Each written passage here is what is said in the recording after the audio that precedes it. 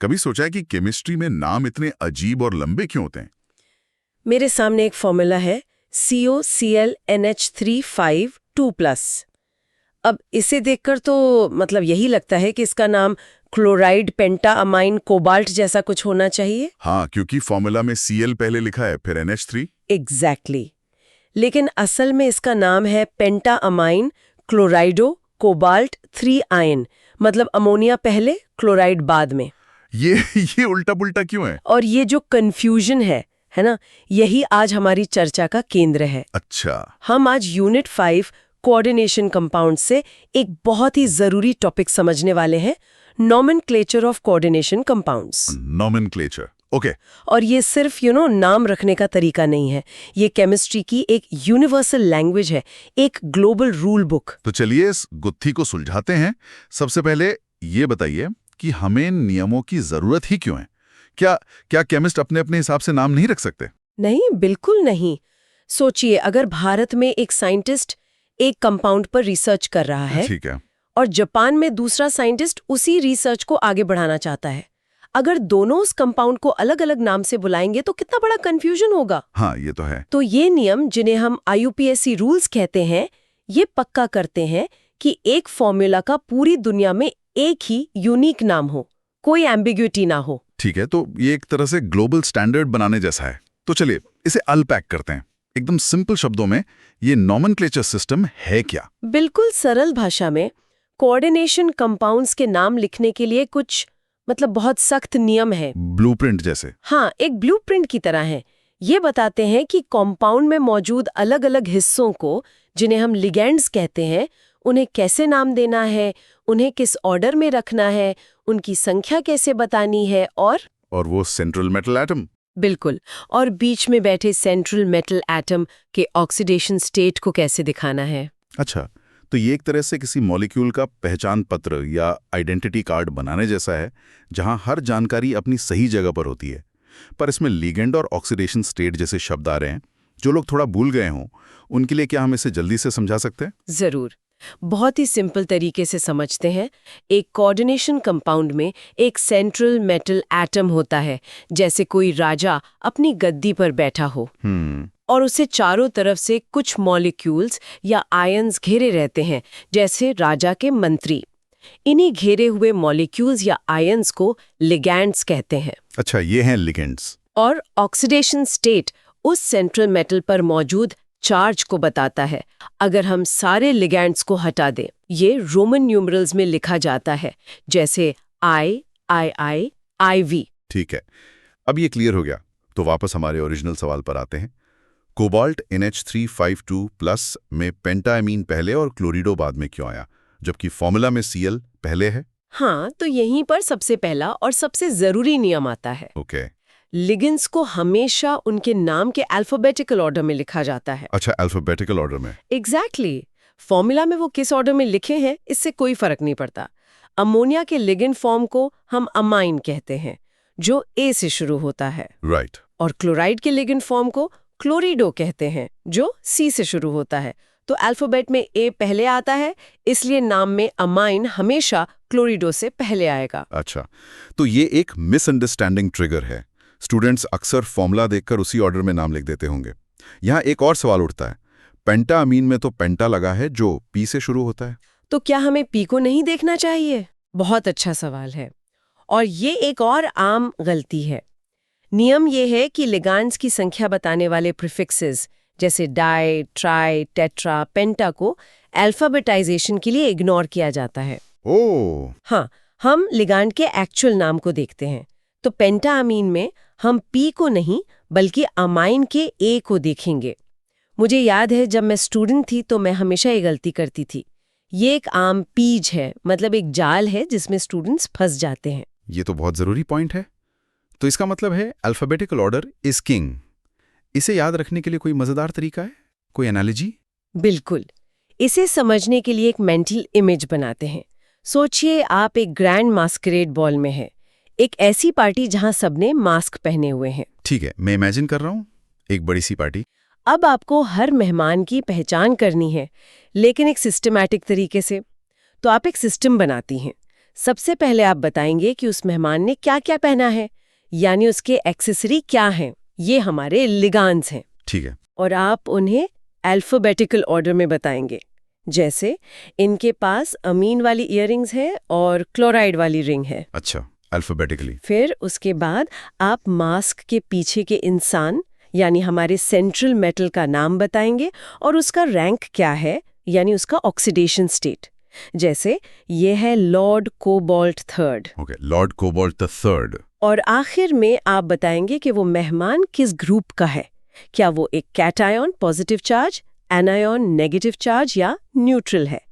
ये उस कॉम्प्लेक्स का ओवरऑल चार्ज बताता है। अरे वाह, इस मास्करेड बॉल वाली एनालॉजी से तो पूरा प्रोसेस ही क्रिस्टल क्लियर हो गया।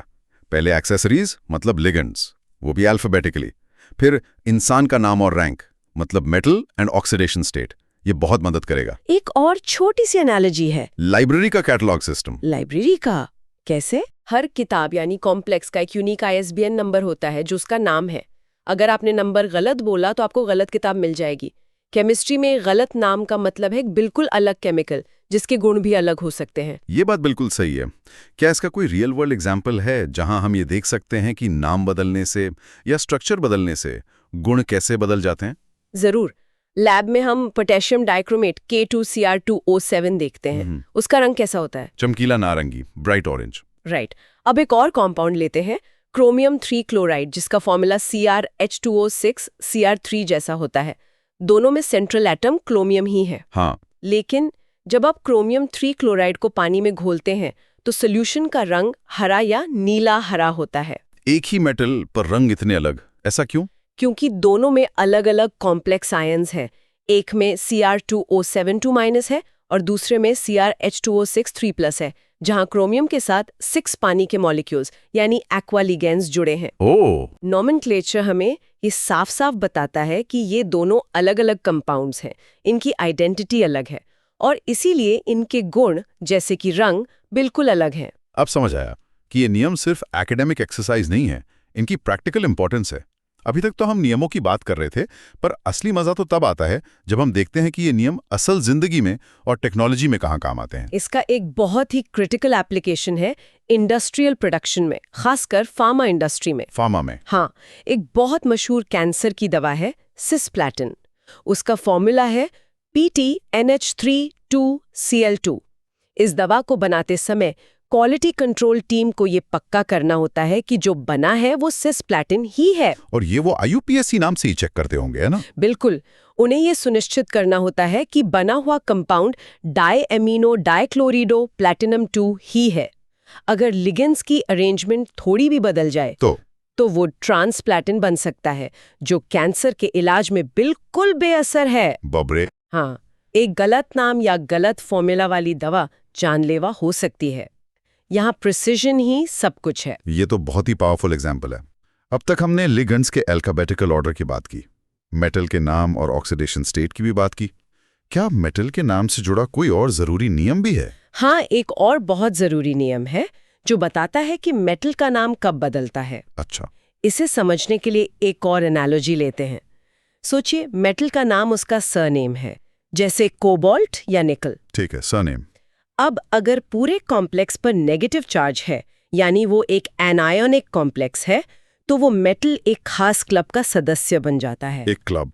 हाँ, और इस क्लब का सदस्य बनने पर उसे अपने सरनेम के आखिर में 8 लगाना पड़ता है। अच्छा, तो कोबाल्ट बन जाता है कोबाल्टेट, निकल बन जाता है निकलेट, आयरन बन जाता है फेरेट। अच्छा, तो ये 8 सफिक्स एक तरह का स्टेटस सिंबल है जो बताता है कि कॉम्प्लेक्स एनायनिक है।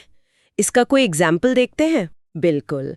एक कॉमन कॉम्प्लेक्स है निकल CN4 2-। यहाँ पर 4 साइनाइड मतलब साइनोलिगेंड्स है, तो नाम टेट्रासायानो से शुरू होगा। ठीक है, टेट्रासायानो। सेंट्रल मेटल निकल है और पूरे कॉम्प्लेक्स पर 2- का चार्ज है, यानी ये एनायनिक है। राइट। तो निकल का नाम बदलकर निकलेट हो जाएगा। निकल का ऑक्सीडेशन स्टेट यहाँ 2 है, तो पूरा नाम होगा tetracyano nickelate 2 ion. So, what does this all mean for exams? अगर किसी को ये सब याद रखना है तो वो कौन से की पॉइंट्स हैं जो बिल्कुल नहीं भूलने चाहिए? हाँ, कुछ एग्जाम सेफ क्लैरिटी लाइंस हैं जिन्हें गांठ बांध लेना चाहिए। पहला, लिगेंड्स को हमेशा नाम में अल्फाबेटिकल ऑर्डर में लिखें। फॉर्मूला में उनका ऑर्डर चाहे कुछ भी हो। और याद रखें, पेंटा या डाई जैसे प्रीफिक्सेस को अल्फाबेटाइज करने के लिए इग्नोर करना है। ये सबसे इंपॉर्टेंट है। दूसरा, सेंट्रल मेटल का ऑक्सीडेशन स्टेट हमेशा रोमन न्यूमरल्स में मेटल के नाम के ठीक बाद ब्रैकेट्स में लिखें, जैसे कोबाल्ट 3 या निकलेट 2। इसमें कोई स्पेस नहीं होता। तीसरा, एनायोनिक लिगेंड्स के नाम के अंत में ओ या आइडो आता है, जैसे Cl- का क्लोरिडो, Cn- का साइनो। और न्यूट्रल लिगेंड्स के अपने खास नाम होते हैं, जैसे NH3 का एमीन और H2O का एक्वा। ये कुछ कॉमन नाम याद रखने ही पड़ते हैं। ओके। और चौथा और सबसे जरूरी, अगर पूरे कॉम्प्लेक्स पर नेगेटिव चार्ज है तो मेटल के नाम के अंत में 8 जरूर लगेगा। ये गलती बहुत होती है। ठीक है, तो पूरी चर्चा को जल्दी से समराइज करते हैं ताकि सब कुछ एक साथ दिमाग में बैठ जाए। जरूर। पहली बात, नोमेनक्लेचर एक यूनिवर्सल लैंग्वेज है जो केमिस्ट्री में कंफ्यूजन खत्म करती है। सही है। दूसरी बात, मास्करेड बॉल एनालॉजी याद रखें। पहले एक्सेसरीज मतलब लिगेंड्स को अल्फाबेटिकली डिस्क्राइब करें, फिर मास के पीछे के इंसान यानी मेटल का नाम और रैंक यानी ऑक्सीडेशन स्टेट बताएं। बिल्कुल। तीसरी, अल्फाबेटिकल ऑर्डर इज किंग और प्रीफिक्सेस को इग्नोर करना है। राइट। और आखिर में, अगर कॉम्प्लेक्स पे नेगेटिव चार्ज है तो मेटल को 8 क्लब का मेंबर बनाना ना भूलें। मतलब मेटल के नाम के अंत में 8 लगाना ही है। ये तो कमाल की जानकारी थी। नियमों का एक पूरा सिस्टम जो केमिस्ट्री को दुनिया भर में एक जैसा और अनएम्बिग्युअस बनाता है। अब वो शुरुआती कंफ्यूजन बिल्कुल साफ हो गया है। बिल्कुल।